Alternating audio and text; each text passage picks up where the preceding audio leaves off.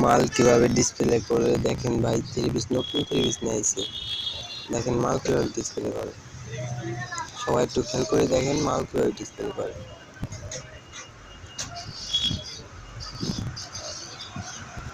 নতুন নিয়ে আইছে ডিসপ্লেটা মাল, নতুন আইছে 3 পিস, ব্লকের 3 পিস, কাপড়ও ভালো মানের। এগুলা একটু খেয়াল করে দেখেন মাল কিভাবে ডিসপ্লে করে।